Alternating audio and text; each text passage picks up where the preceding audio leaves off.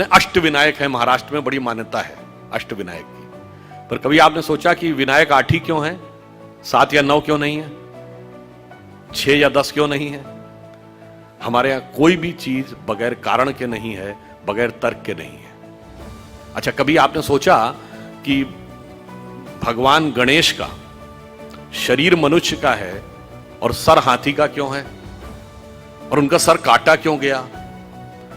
Sir हाथी का क्यों है, सवारी चूहे की क्यों है? दोनों में बहुत विरोधाभास नजर आता है ना।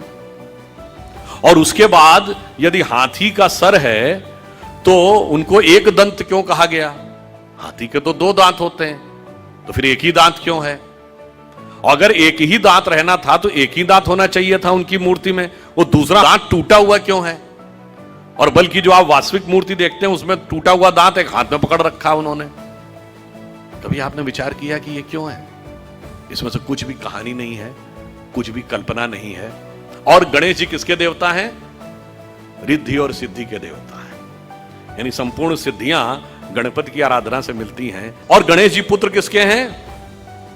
शिव पार्वती के। और शिव ने ही सारे आगम ग्रंथ दिए हैं, यानी जिसको आप कहते हैं ना, आपकी चेतना के जागरण के सारे स्वरूप भगवान शिव ने दिए हैं। अब समझिए गणपति के सारे जो स्वरूप हैं इनका अर्थ और तात्पर्य क्या है।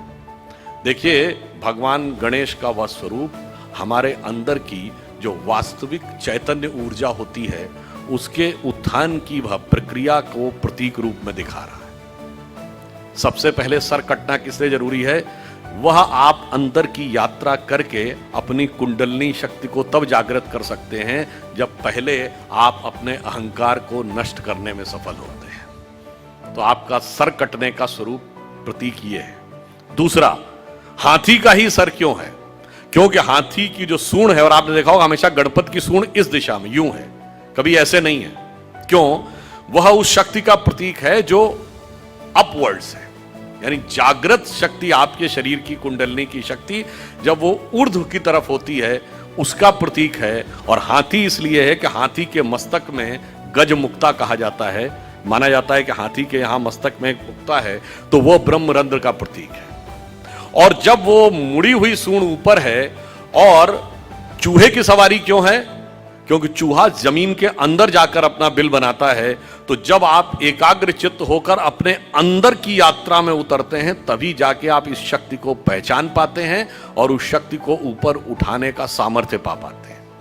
8 ही विनायक क्यों हैं? क्योंकि 8 चक्र हैं, मूलाधार, स्वाधिष्ठान, अनाहत, आज्ञा, विशुद्ध चक्र और ब्रह्मरंध्र। और अब एक ही दांत क्यों है? क्योंकि जब आप आज्ञा चक्र से ऊपर जाते हैं तब द्वैत के साथ वह यात्रा नहीं हो सकती, यानी संसार और ब्रह्म 2 में से एक को ही चूज करना पड़ता है। तो वह दांत टूटा हुआ क्यों है? तो संसार के साथ उस संबंध का विच्छेद करना पड़ता है, उसे तोड़ना पड़ता है। इसीलिए टूटा हुआ दांत हाथ में रखे हुए हैं। फिर आगे की यात्रा जाकर जब ब्रह्मरंध्र तक मिलती है तो समस्त रिद्धियां और सिद्धियां आपको प्राप्त होती हैं। यह उसका प्रतीक है।